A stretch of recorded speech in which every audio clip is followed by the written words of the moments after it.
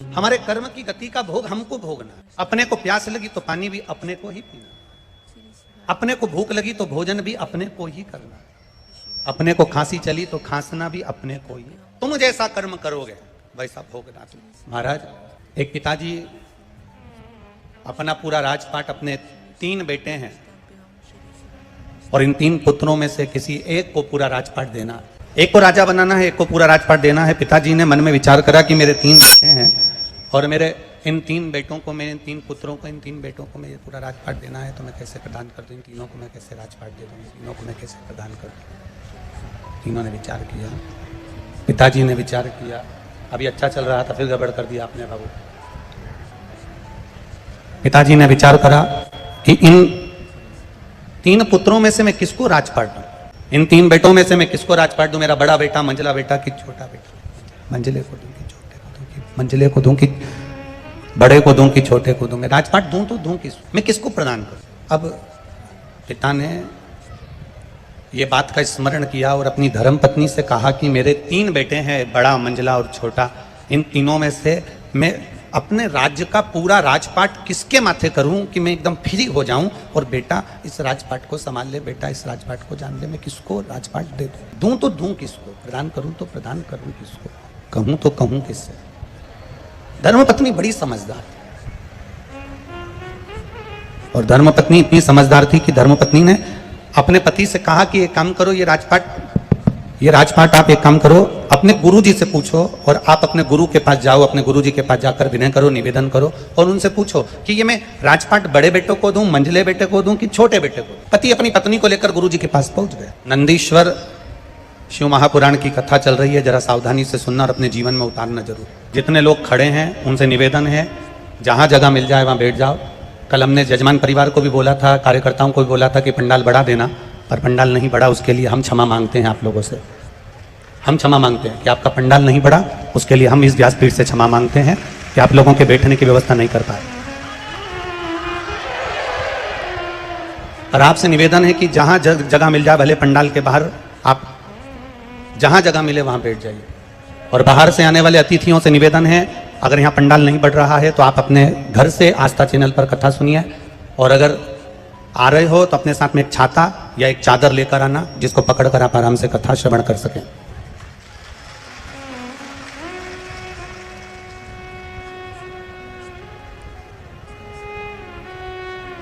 और आगे भी जितनी कथाएं हैं लाइन से, उनसे निवेदन है आप लोग अगर भक्तों के बैठने की व्यवस्था कर सकें, छांव कर सकें तो कथाओं को करवाइए, वरना कथाएं कैंसिल कर सकते हो। निवेदन है आपसे, अगर भक्त धूप में खड़े रहें और उनकी व्यवस्था नहीं हो सके तो ऐसी कथा करने से कोई लाभ नहीं है। आप लोगों से निवेदन है, जहां जगह मिल रही है वहां रज पे बैठ जाओ, जमीन पर बैठ जाओ और अपने आसपास में जो छाते हों, चादर हों, उसको सिर पर डाल के आराम से आप लोग बैठ सकते हैं। हर हर बोल बम का नारा है, शिव कथा कर रही। 3 पुत्र हैं और इन 3 पुत्र, बड़े को मैं राजपाट दूं, मंझले को राजपाट दूं कि छोटे को राजपाट दूं, ये विचारणी है। गुरु जी के पास पहुंचे, गुरुदेव एक निवेदन आपसे, मेरे 3 बेटे हैं, इन 3 बेटों में से मैं किसको राजपाट दूं आप बता दीजिए, आप निवेदन मेरा स्वीकार कर लीजिए। गुरुजी ने कहा एक काम करो कि ये जो थोड़े से मेरे पास में पुष्प के बीज रखे हैं, फूल के बीज रखे हैं, ये फूल के बीज आप अपने 3 बेटों को दे दीजिए और आकर 3 बेटों से ये फूल के बीज आप वापस मांग लीजिएगा।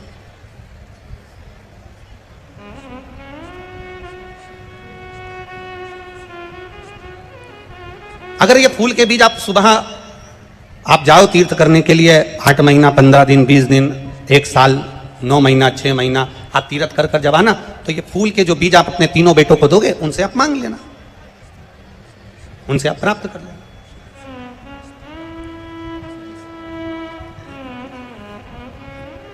अब गुरुजी से फूल के बीज लेकर पिताजी अपने बेटों के पास पहुंच गए और अपने पुत्रों के पास पहुंचकर उन्होंने कहा कि ये पुष्प के बीज हैं बेटा, तुम तीनों रख लो, मैं जब तीर्थ कर कर आऊंगा 8 महीने बाद मैं आपसे ये तीनों से ये बीज ले लूंगा बस इतना ये बीज आप संभाल कर रखना और उसको संजो कर रखना, संभाल के रखना। तीनों बेटों ने बीज रख लिए। पिताजी 8 महीने के बाद जब वापिस लौट कर आए, और 8 महीने के बाद जब पिताजी लौट कर आते हैं, और लौट कर आने के बाद उन्होंने बड़े बेटे से पूछा, बेटा हमने आपको फूल के बीज दिए थे, पुष्प के बीज दिए थे, वो कहाँ हैं? बड़े बेटे ने पिताजी का हाथ पकड़ा और हाथ पकड़कर ले जाकर तिजोरी के सामने खड़ा कर दिया। पिताजी को कहा, पिताजी मैंने आपके फूल के बीजों को संभाल कर रखा था, क्योंकि आपने कहा था कि ये बीज संभाल कर रखना, मैं तुमसे आकर लूंगा, तुमसे प्राप्त करूंगा। और जो पिताजी को तिजोरी के सामने खड़ा करा कि ये सामने जो तिजोरी है ना पिताजी, मैंने इसमें बीजों को संभाल कर रख दिया, वो बीज कहीं नहीं जा सकते। और पिताजी ने जैसे ही अलमारी को खोला, तिजोरी को खोला, उसमें से बीज सड़ चुके थे और उसकी बदबू बाहर आ रही थी। बदबू जब बाहर आ रही थी तब पिताजी ने कहा, बेटा ये बीज तो सड़ गए, किसी काम के नहीं, इस बीज को रखने से कौन सा फायदा था, तुमने संभाल कर रख नहीं पाए, ये बीज बेकार हो गए। अब मंजले बेटे से कहा, हमने तुम्हें बीज दिए थे फूल के, वो बीज कहां गए? मंजला बेटा कहता है, पिताजी उस बीज की कीमत अच्छी मिल रही थी, मैंने बेच दिए, अब आपको अगर बीज चाहिए तो मैं तुरंत बाजार से खरीद कर ला कर दे देता हूं। छोटे बेटे से कहा, आपको बीज दिए थे वो कहां हैं? छोटे बेटे ने कहा, पिताजी आपने जो बीज दिए थे वो बीज, चलो मैं बताता हूं कहां है। हाथ पकड़ कर ले गए, घर के पीछे खेत में बीज जमीन में डाल दिए गए, पानी सींचकर पौधे बड़े हो गए, चारों तरफ फूल ही फूल उस बीज से लगे हुए थे। पिताजी से कहा, पिताजी आपके दिए हुए बीज को मैंने 1000 गुना कर दिया,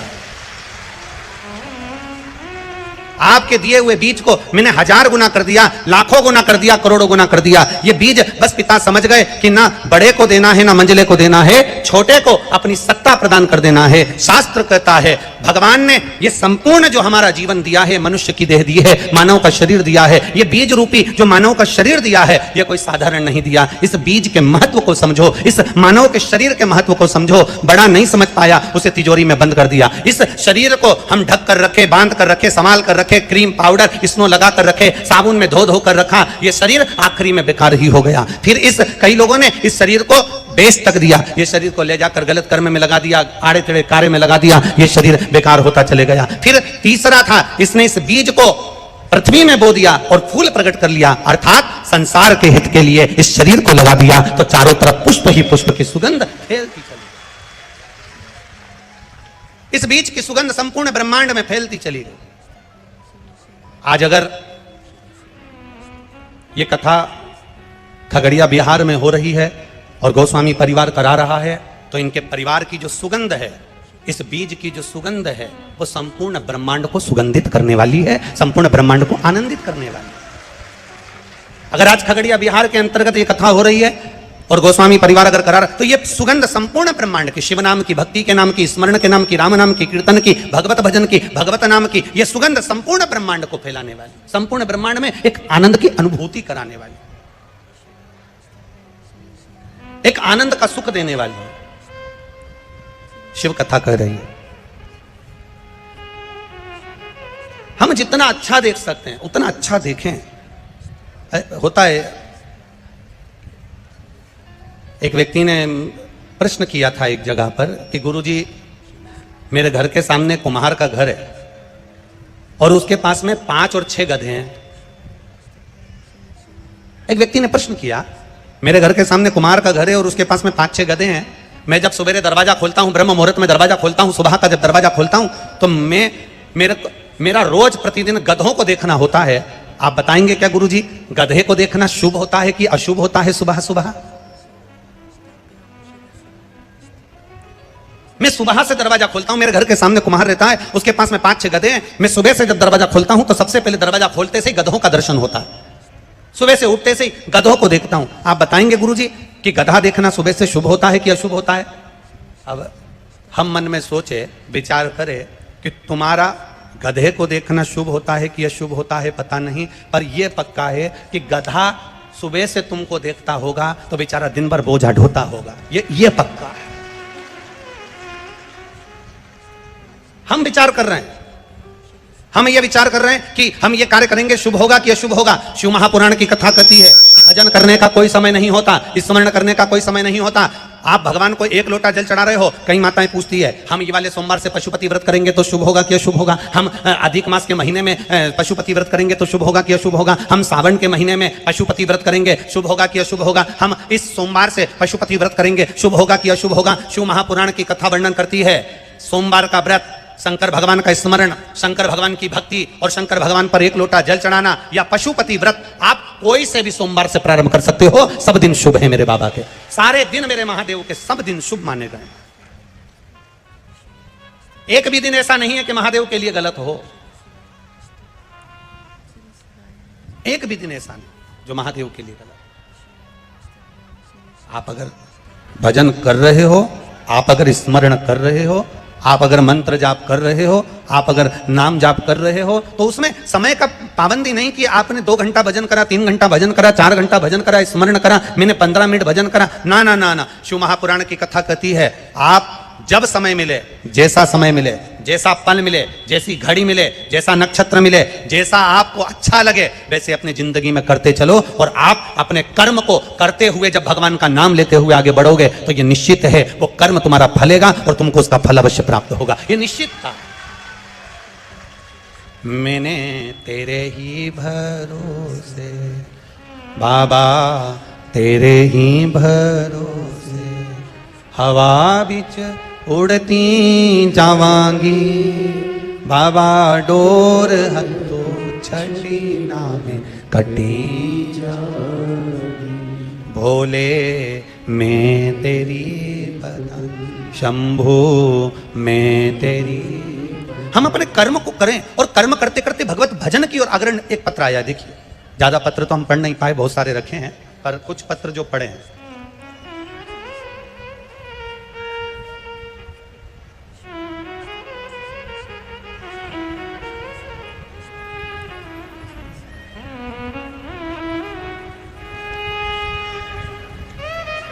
मेरा नाम साधना देवी है,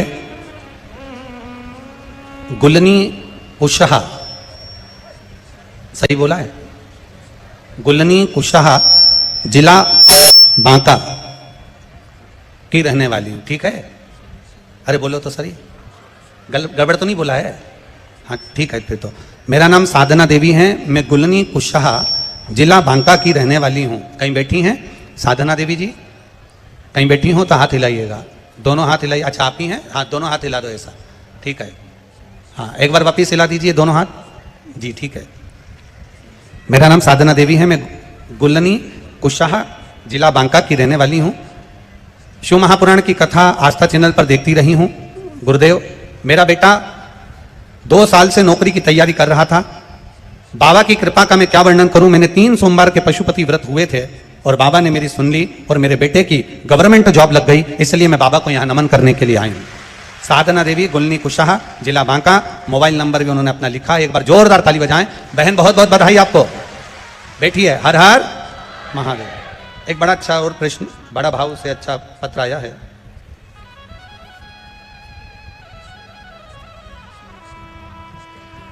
रानी चतुर्वेदी पटना बिहार से हैं, जिनका मोबाइल नंबर ये लिखा है।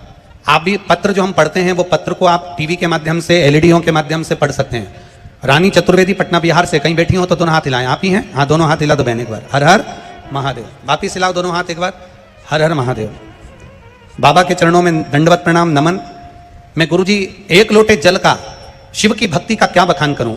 मेरी शादी 2010 में हुई थी, तब से मेरे पति प्राइवेट काम करते थे, लेकिन मेरे पति की और मेरी इच्छा थी कि वो सरकारी नौकरी करें। गुरुजी इस बीच उन्होंने बहुत सारे प्रयास करे, मगर किसी में भी सफलता नहीं मिली।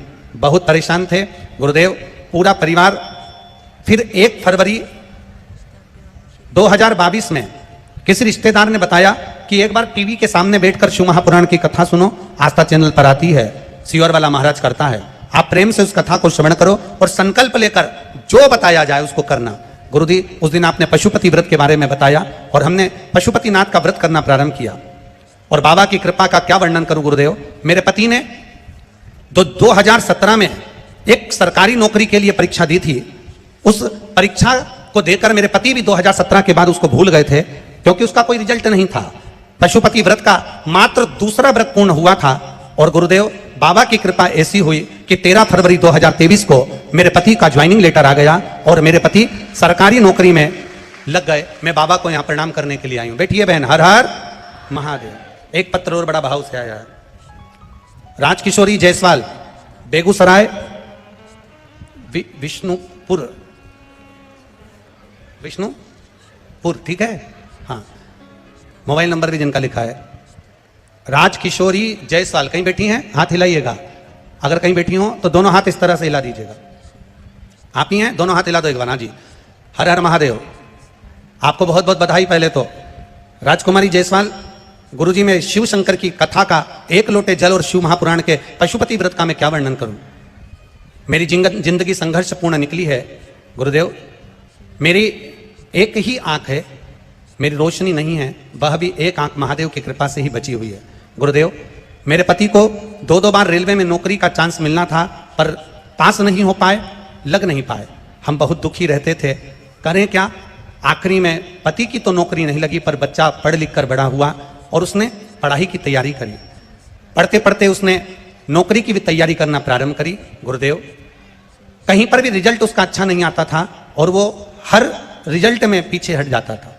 एक बार किसी के कहने पर हमने टीवी पर आपकी कथा सुनना प्रारंभ करा और आपने पशुपति व्रत के बारे में, 1 लोटा जल शिव जी को चढ़ाने के बारे में कहा। मैंने मेरे बेटे से जल चढ़वाना प्रारंभ करा, बेलपत्री खाने का कहा और एग्जाम देने का कहा। बाबा की कृपा ऐसी हुई गुरुदेव, पशुपतिनाथ का 5 व्रत पूर्ण हुए और केवल 1 हफ्ता ही पूरा हुआ था और मेरे बेटे का रिजल्ट आ गया और वो असिस्टेंट लोको पायलट पद पर नियुक्त हो गए। मैं बाबा को यहाँ प्रणाम करने के लिए आई। ये शिव कृपा। बैठिए बहन, बहुत बहुत बधाई आपको। हर हर। शिव कृपा इसी को कर। आप लोग आए हो, बहुत दूर से आए हो, बहुत दूर से आए हो। कोई 200, 300, 400, 500 किलोमीटर दूर से आया है। धूप, गर्मी, साधन ना साधन, आप आए बहुत दूर दूर से आए। पर इतना विचार जरूर रखना, आवाज बढ़ाओ, थोड़ा बेस कम करो। इतना भरोसा जरूर रखना कि अगर आप बाबा के दरवाजे पर आए हो, शिव महापुराण की कथा श्रवण करने के लिए आए हो, भगवान की अविरल भक्ति को धारण करने के लिए आए हो, तो यह विश्वास मान कर चलना कि बाबा खाली नहीं भेजेगा, झोली भरकर जरूर भेजेगा। मां गंगा का तट है, वो देवघर वाला अपने मंदिर में नहीं है अभी। वो देवघर वाला भी यहीं खगड़िया बिहार में आ गया है 7 दिन के लिए। वो मंदिर में नहीं है। उसको मालूम है कि मैं मंदिर में कैसे रुक सकता हूं जब मेरे भक्त सब यहां पर हैं, मेरे भक्त यहां बैठे हैं, मेरे भक्त यहां पहुंचे हैं, तो वो मंदिर में कैसे बैठ सकता, कैसे बैठे।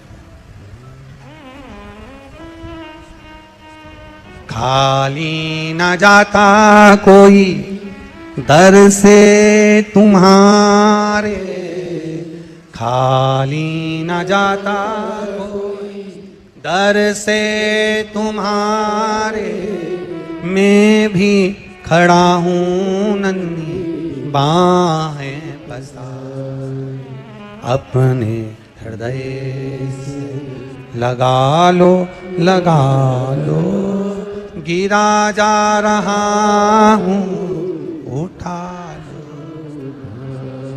प्रभु अपने दर से अब तो न टालो, गिरा जा रहा हूँ उठा लो, उठा लो। आप दिल से अगर पहुँचे हो, भाव से अगर पहुँचे हो, एक विश्वास लेकर अगर पहुँचे हो, एक भरोसा धारण कर कर अगर पहुँचे हो, तो ये भरोसा तुम्हारा बाबा देवघर वाला कभी तोड़ेगा नहीं, तुम्हारी झोली भरेगा जरूर।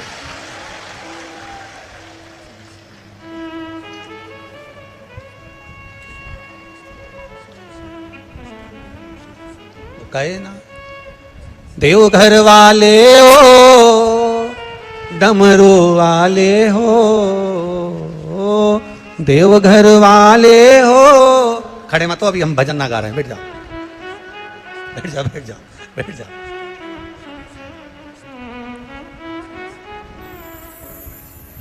देवघर वाले हो, डमरू वाले हो,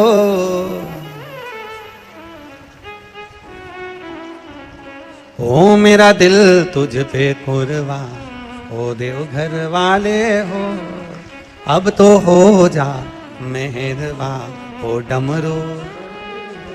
बाबा के चरणारविंद का स्मरण करते हुए, भगवान का भजन करते हुए, भगवान की भक्ति को धारण करते हुए, हम जिस भजन को करते हैं, हम जिसका स्मरण करते हैं, 3 घंटा कथा होती है 2 बजे से 5 बजे तक, जगह संभालना होती है सुबह 6 बजे से 2 बजे तक, और चलो तो चलो जगह संभाल कर बैठना, फिर बैठे बैठे भगवत भजन करना, स्मरण करना, दिन भर भगवान की विरल भक्ति में डूबे रहना, कोई सहजता नहीं है महाराज। शिव महापुराण की कथा चाहे आप टीवी पर आस्था चैनल पर सुन रहे हो, चाहे फेसबुक यूट्यूब पर सुन रहे हो, मोबाइल पर सुन रहे हो, चाहे पंडाल में सुन रहे हो, जितने लोग टीवी पर कथा सुनने वाले हैं इनको भी 2 बजे का तैयारी रहती है, जल्दी कथा काम कर लूं 2 बजे कथा सुनूंगे, जल्दी से काम कर लूं 2 बजे कथा आएगी, टीवी पर कथा सुनूंगे, मोबाइल पर कथा सुनूंगे, अभी कथा चालू होने वाली है, बस सुनने बैठूंगे। ये चित्त वृत्ति में कथा उसकी समाही होती है।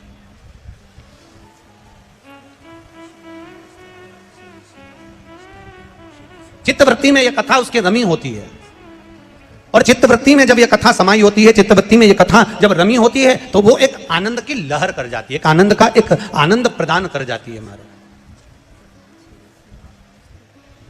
और देखी है जब से ये तस्वीर, ये छोटा वाला बंद कर दो,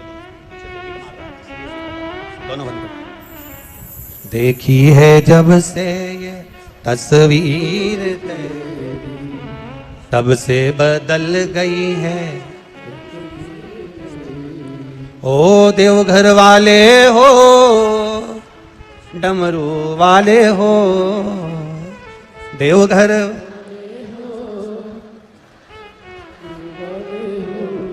अब तो हो जा मेहरबान, ओ देवघर वाले अब तो हो जा मेहरबान, ओ डमरू।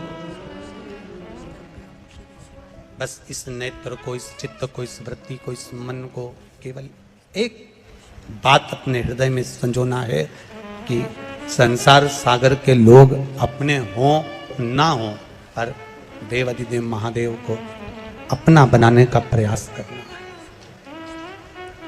आप यहाँ जितने लोग बैठे हैं ये सब स्कूल गए हुए होंगे, यहाँ जितने लोग बैठे हैं सब स्कूल होकर आए हो ना? बचपन में स्कूल पढ़े कि नहीं पढ़े? अरे बोलो तो जम के। आपकी क्लास में कितने बच्चे होते थे? लगभग 25, 30, 50, 40 तो होते होंगे। और पूरे स्कूल में कितने बच्चे होते थे? लगभग 200, 300 तो होते होंगे।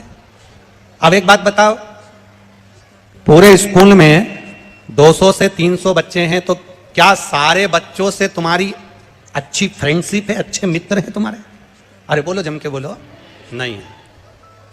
क्लास में 40 बच्चे हैं, क्या 40 बच्चे से तुम्हारी अच्छी मित्रता है?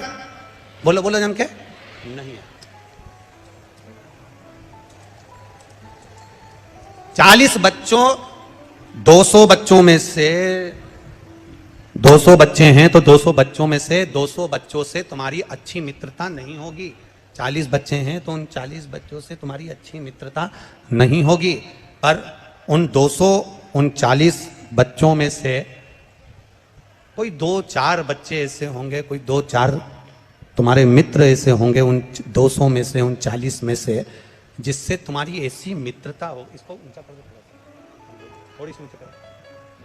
उन 200 में से, 40 में से कुछ बच्चे ऐसे होंगे जिनसे तुम्हारी ऐसी मित्रता हुई कि उन मित्रता के चलते बचपन से लेकर आज तक वो मित्रता तुम्हारी चल रही है और वो आखिरी तक चलती रहेगी। वो मित्रता तुम्हारी समाप्त नहीं।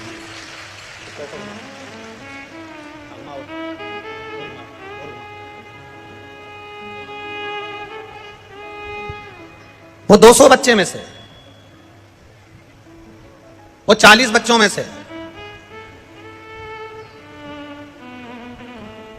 किसी 2-4 बच्चों से ऐसी मित्रता होगी जो तुम्हारी बचपन से लेकर आखिरी तक वो मित्रता चलती है। अंतिम समय तक तुम्हारी मित्रता चलती है। पूरे स्कूल के बच्चे से और पूरे क्लास के बच्चों से इतनी मित्रता नहीं होती जो 2-4 से हो जाती है, किसी 1-2 से हो जाती है।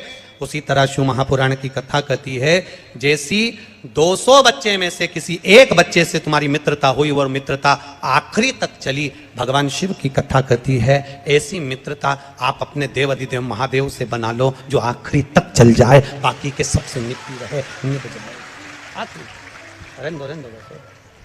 आखिरी तक चल। ऐसी मित्रता एक मेरे देवाधिदेव महादेव से बनाओ।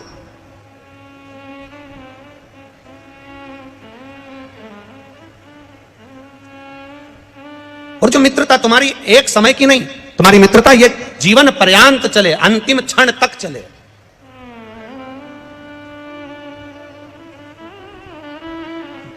नंदी, भगवान शिव के गण नंदीश्वर, बंद कर दो बाबा, उसको बंद कर दो। शिव के गण नंदी, भगवान शंकर के गण नंदी।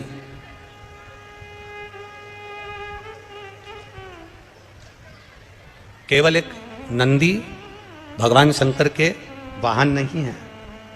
नंदी भगवान शिव को घुमाने वाले केवल एक बैल नहीं, एक वाहन नहीं। नंदी भगवान शंकर के एक मित्र भी है, एक मित्र भी है। नंदी भगवान शंकर के गुरु भी हैं।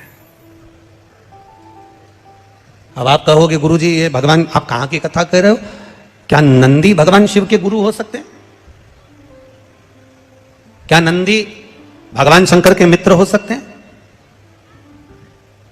नंदी भगवान शंकर के मित्र भी हैं, नंदी भगवान शंकर के गुरु भी हैं, नंदी भगवान शंकर के पुत्र भी हैं, नंदी भगवान शंकर का अवतार भी हैं, और नंदी भगवान शंकर के वाहन भी हैं, और नंदी भगवान शंकर के गण भी हैं। सब कुछ नंदी में समाहित, सब कुछ। अगर गुरु ना होते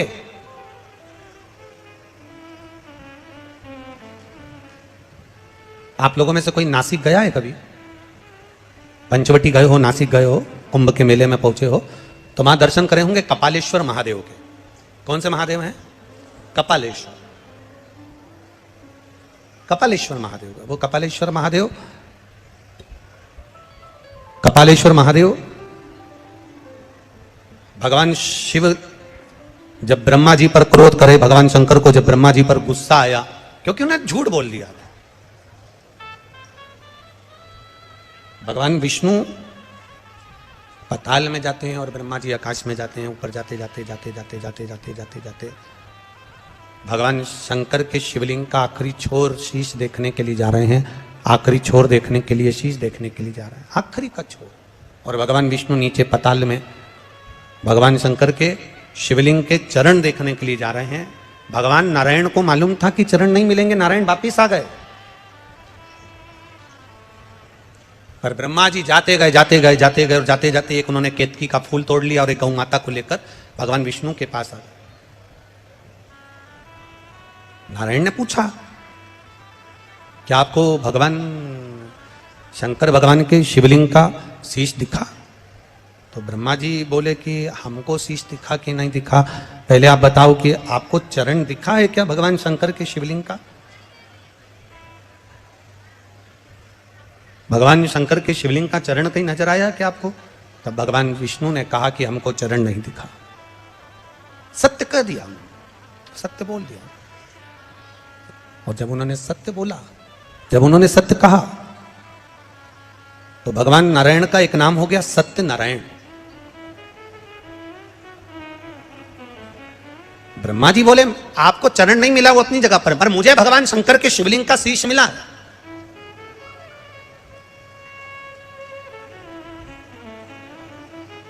ये दुनिया का पहला शिवलिंग जिसको ब्रह्मा और भगवान विष्णु ने प्रकट किया था, और वो महाशिवरात्रि के दिन प्रकट हुआ था।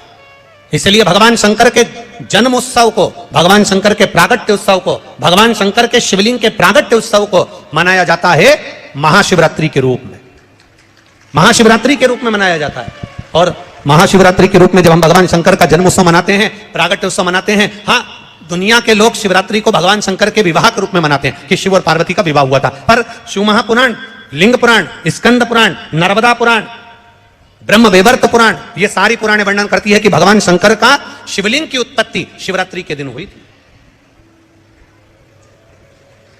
अब हम लोग जब मना रहे हैं, हम लोग जब धारण कर रहे हैं, हम लोग कह रहे हैं कि ये भगवान शंकर का मंगल विवाह हुआ। आप भले साधना कर रहे हैं, आप भले आराधना कर रहे हैं, शिव जी की आराधना में लगे हैं, भले आपने कह दिया शिवरात्रि को भगवान की शादी हुई थी, यह आपकी सोच है, यह आपका विचार है, पर शास्त्र, हमारा पुराण, हमारा वेद, हमारा शास्त्र कहता है शिवरात्रि के दिन भगवान शंकर का प्रागट्य हुआ था। हाँ, माँ जगज्जननी के साथ में मंगल विवाह की रात्रि हो, हम मना नहीं करेंगे, पर विचार करना कि शंकर भगवान की शिवरात्रि साधना की रात्रि होती है।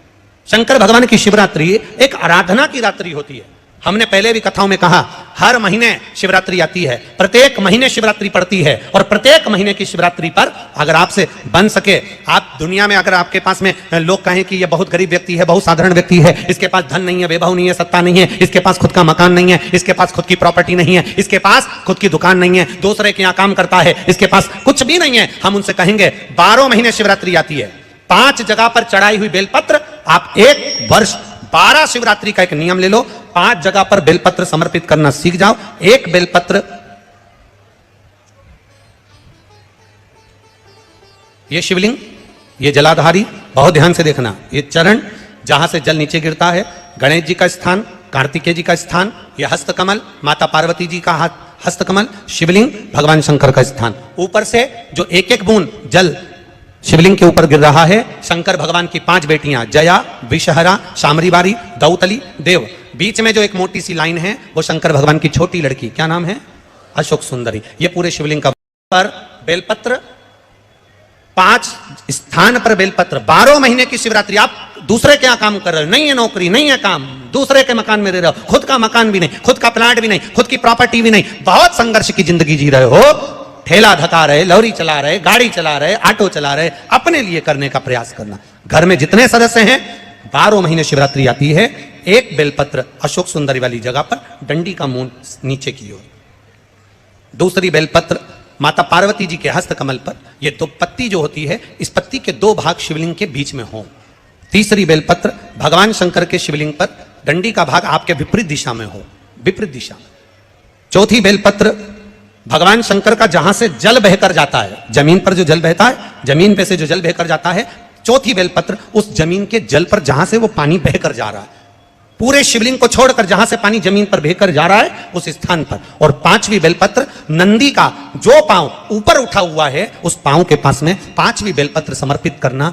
एक शिवरात्रि से लेकर 12 शिवरात्रि जो 1 वर्ष तक कर लेता है, 1 वर्ष अपनी कड़ी मेहनत के साथ में मेहनत पूरी करना, और ये 5 बेलपत्र हर महीने जो शिवरात्रि आती है उस पर समर्पित करना प्रारंभ कर दीजिए और मेहनत करना प्रारंभ कर दीजिए। आपको आपके कर्म का फल मिलेगा, साल भर के अंदर आप अच्छे बनकर बैठ सकते हैं।